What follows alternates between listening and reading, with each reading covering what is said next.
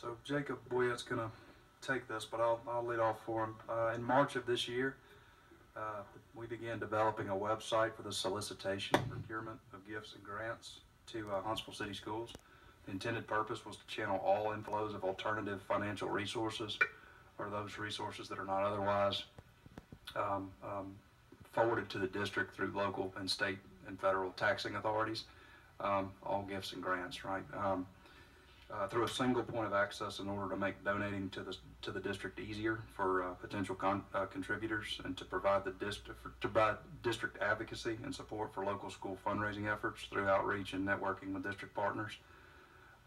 We also aim to enhance district accountability over all inflows of financial resources and to ensure compliance with the joint consent order. Like I said, tonight Mr. Boyette's going to present to you the district's new OmniFund website, which will become live at the conclusion of tonight's meeting, unless there is some hesitation. Might just be. So as Mr. Taylor mentioned, there's two main points of the OmniFund website, OmniFund Initiative. First of all, I'll give you the web address. This is supportmyhcs.com. That's how it can be accessed. The first main point we're trying to do here is give teachers and school staff another tool to more readily advertise their programs. Tonight we talked about Green Power and Project Lead the Way, where our goal is to give them another tool where they can fundraise for their programs, whereas Project Lead the Way wants to travel to new competitions, or same thing for Green Power. If there's a competition in Utah, competition in California, we want to give you a portal to go in and advertise what you're trying to do. That way you can raise funds more readily and easily. It's streamlined through our website. Excuse me. So, put their done is each teacher or school staff, principal, whoever it may be, can go in and actually create an account on our website. So what they'll do is they'll come in here and they will create a program. Well, the program does not automatically go on the website. It actually has to go through a two-step process. After the teacher or whoever the staff member is in the school submits the program, it will then be sent to a principal. The principal on the same website can go in, look at the details of the program they've submitted, and either approve or deny it. So after the principal has approved it, it'll go on to a district member here who will then see the same program, those details, and they have the chance to either approve or deny that program as well. After that program has gone through both of those steps, then it is available to be advertised on our website. So as you can see here in our scrolling banner up top, we already have several programs that have been pre-populated by principals throughout the district. The approval and denial process is more of an approval process than a denial process, but it's geared toward keeping principals aware, or making principals aware of everything that's going on in their school. And then the second step is making sure that the central office is aware of all solicitations of financial resources and the intended use of those resources something we need to maintain some visibility into it. It's not a Big Brother measure. It's an accountability measure, and it's a relatively quick process due to the back end of this website Jacob's formulated. Makes the review and approval process very quick. So, two-step process. It may sound like a lot of red tape. It should move very easily through the process once we find a rhythm. And I think more people will be more comfortable with going through our website than GoFundMe that several of our auxiliaries and groups have out there, and it gives us accountability as well. So when someone calls you, say, I didn't know that you needed funds for X, Y, and Z, we're able to track it down. And Ms. McCauley, you've got a good point there. The main one that's most visible is GoFundMe, but you see several different websites popping up like that now. And so our main goal here was to centralize that. So we've got a central location where we're trying to aim all our teachers and staff to list their programs here. So if you've got an outside donor who's looking to donate to Huntsville City Schools, but isn't quite sure what specifically they want to donate to, this gives them that avenue for us to advertise the program so they can go through and see what we're trying to raise funds for. So now that you've got your program on our website, the next question obviously is, how do I donate? How do I make a donation? So what you can do here is we actually have several avenues. First of all, if you're not looking for a specific program, you can just go in and make a district-wide donation.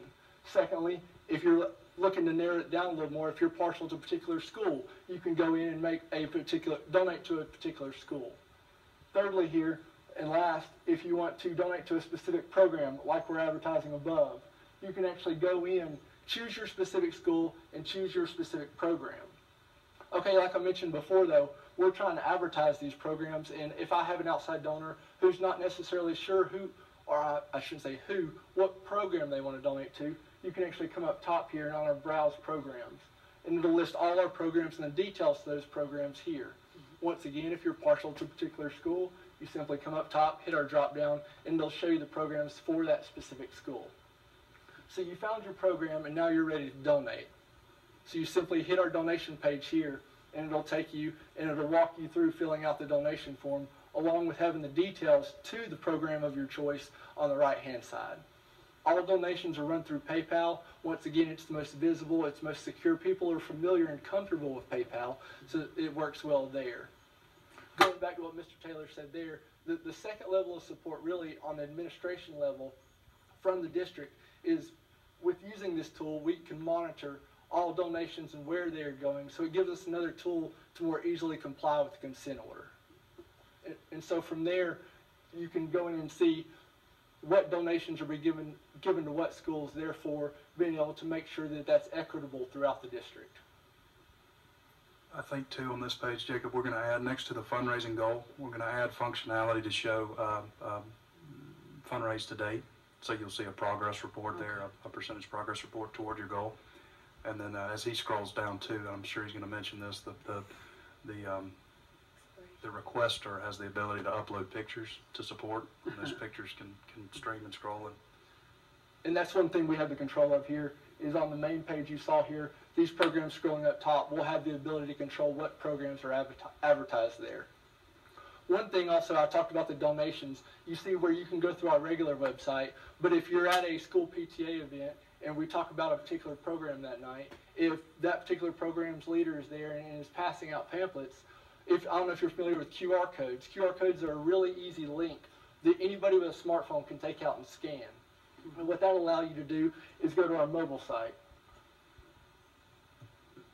This is our mobile site. So after you scan the QR code on the back of your program there, it'll take you to our site here.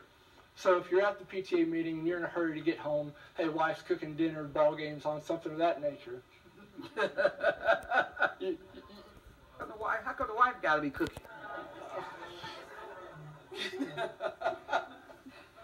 Okay. Get yourself Let out me of that dance hot around water. that one for you. Come on, back it up. So you come here and you can click remind me later because you don't have time to donate at that time. So you come here. Oh, sorry. So it's going to ask you for your email address, and also you can select it to remind me in however many days. Because what that's going to do, if you're at a PTA event on a Friday night, that's going to allow you to set that for 2 days, 3 days, however many, so you can be reminded once you get back to work, once you're in front of a computer, to make that donation. Now, if you're ready to make your donation, you can just hit donate now and simply walks through all the same steps that we walked you through before, just on a mobile site where you can do it on your phone. And that concludes my presentation. Any questions? Jacob, we've got, you did do some front-end work on tax and stuff like that. Right. So the donations will be tax deductible 100%. There is an administrative fee of 7.5% that the district will maintain. It will also be tax deductible, but it will be used for district administration of the site and of other How does programs. the individual get their tax deductibility? They will receive an automatic notification through not only this site, but also a confirmation of their PayPal. So right away they will receive something. Yes, ma'am. Yes, ma'am. You'll receive 2 different emails, one from our side as well, with your receipt from us, thanking you for your donation, and also a second one that will be automated through PayPal with the specifics of your transaction ID and that sort for your tax preparer. Jacob, I think you met with one of our principals. I know that I recall to put together a help function on the front end so that new users can. Right. So what we have here is our help page. There are videos on each different step of what we're looking at here, but what I'm going to play for you here is an introduction from Miss Edwards over at Hampton Cove Middle.